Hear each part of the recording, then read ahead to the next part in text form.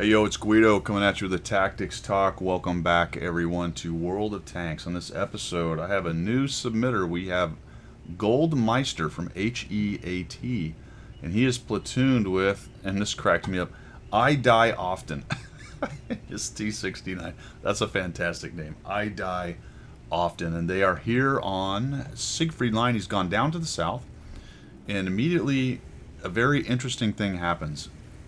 The WZ goes straight through and does not meet any resistance, and that allows Goldmeister to move up into this bush, and now he's kind of, alright, what is really going on here? Let's not completely overextend, but hello, we've got a Scorpion G. And we auto-aim him. I don't know about the auto-aim right there. You notice he backed down, so some of his tank is now below. It ended up working out for you. I might have actually manually aimed on that because it's going center of mass. And he was now getting down below the horizon or down below the ground a bit there. It was not a big deal, so just something to throw out and think about. Someone's clicking on Goldmeister because what has the enemy done? They've sent everybody up to the north. Pretty much everybody. WZ died, though, so he didn't make it out alive. That means somebody's probably over there. Everything, it wasn't just the Scorpion that killed him. So either somebody was shooting him from the town or maybe someone like that guy right there saw him as well, or potentially someone over on the zero line. A lot of guns left in the game, so just blazing forward for no reason is probably not the best idea. So we're going to hang out right here. I like this.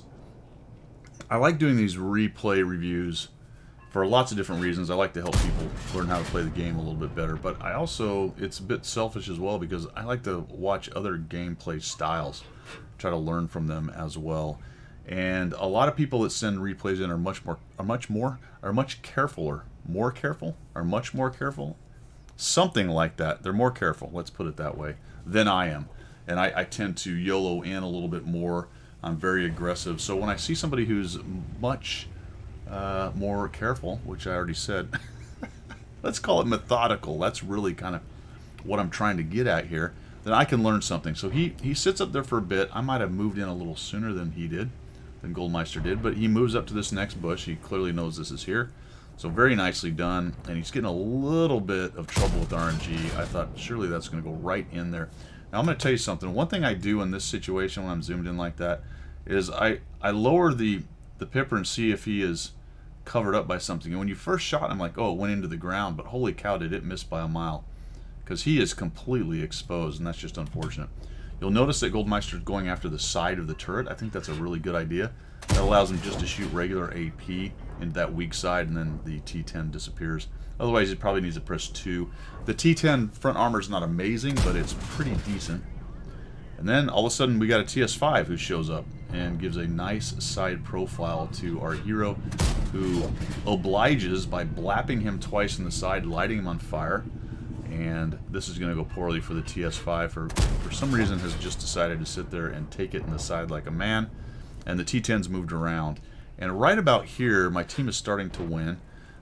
I probably would have flexed to the right and gone up. Yeah, there we go. And now we're starting to move. And the good news is that the WZ-132 has showed up and allowed us to get a shot. But holy cow, RNG lets us down again. And we're not able to take those hit points off of him.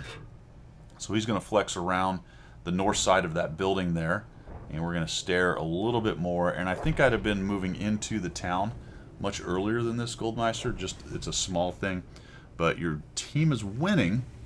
You just need to bring your gun to bear in there, clean up on aisle 3 really at the end of the day. And you don't want them to start bringing it back to even, right?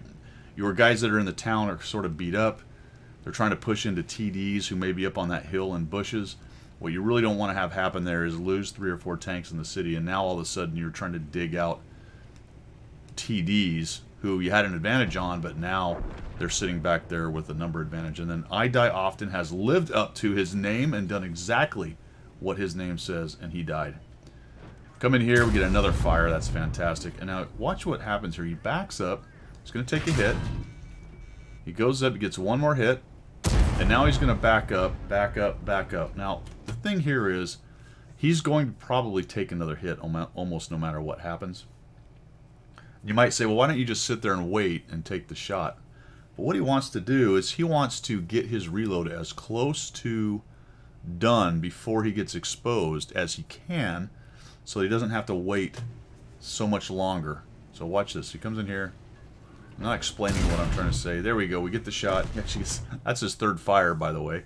We lit that guy right on fire once again. If he'd have stood there and let the WZ shoot him early on in his own reload, that means the WZ probably gets another shot in before he gets reloaded and shooting. You see what I'm saying right there? You want to get yourself reloaded, avoid a shot until that time.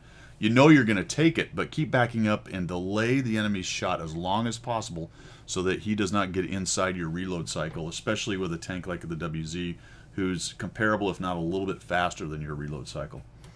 He was already reloaded, so had he just stood there, the WZ may have actually been able to pump 2 rounds into him before he got him. This is a nice shot right here.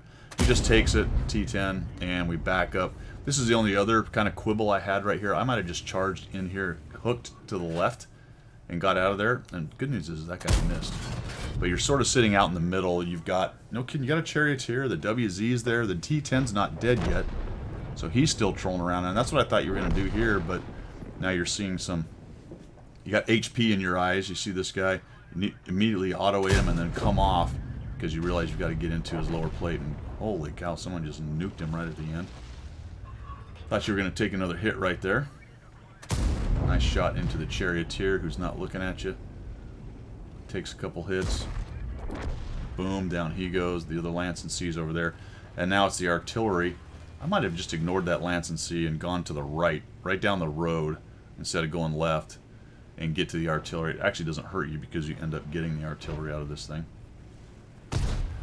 But really nice game, man. 4,179. I think you add a little bit more here at the end. You got 2 kills. I believe it comes to 3 because we're going to find the poor Farty sitting right here. There he is with his whole 57 hit points. Little auto aim, and down he goes. And like I said at the beginning, I like to watch the more careful and considered gameplay so that I can learn a little bit of something. A little bit of something was kind of interesting to me on Assault. Nobody was down on the south. That really helped your team as far as pushing in.